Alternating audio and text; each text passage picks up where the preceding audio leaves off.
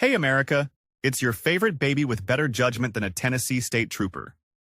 Today's episode, how to get arrested for DUI while being completely sober, Tennessee style. So picture it.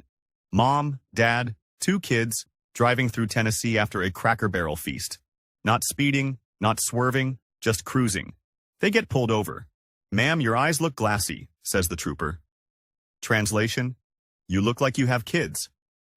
She does all the field tests, walks the line, touches her nose, recites the alphabet backwards. Passes them all. Still gets arrested for DUI.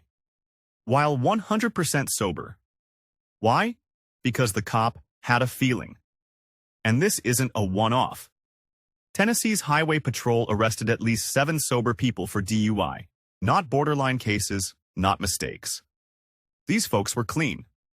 Blood tests, negative. Charges, dropped, lives, wrecked. No apologies, no accountability, just a quiet little whoopsie and back to business. Meanwhile, those people had to pay bail, get lawyers, explain to their jobs and their grandmas that they got arrested for blinking wrong. It gets worse. An investigation by WSMV-TV, the local news broadcast in Nashville, found that over 600 innocent people were arrested for DUI in Tennessee between 2017 and 2023. That's not a mistake. That's a subscription plan. At this point, Tennessee should just hand out DUI charges like free samples at Costco. Here's the kicker. Tennessee law allows police to arrest you based on suspicion alone. Pass every sobriety test? Doesn't matter. Blow zeros on a breathalyzer? Still doesn't matter. They'll haul you off, take your blood, and you'll wait weeks in legal limbo.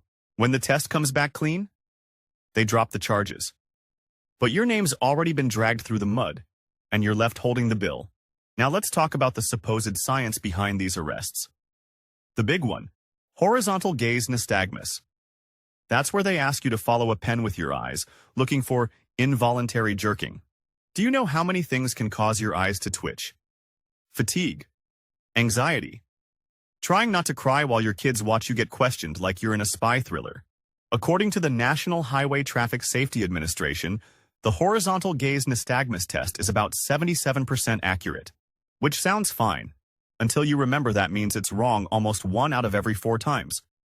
So basically, it's as accurate as a game of duck, duck, goose, if the goose gets arrested. And that's if the officer performs it correctly.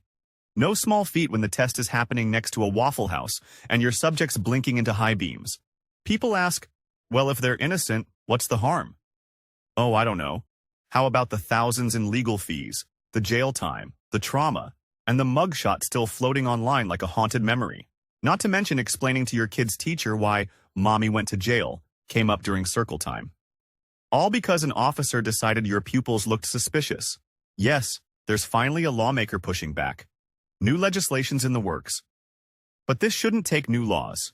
It should take basic decency and common sense. You want people to trust the police? Maybe don't arrest them for being tired and driving legally. So Tennessee, here's some advice from a baby.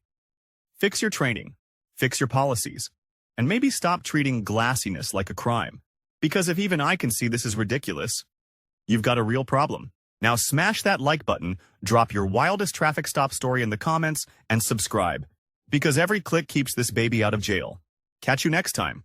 Unless I'm too busy explaining to an officer that juice boxes aren't contraband.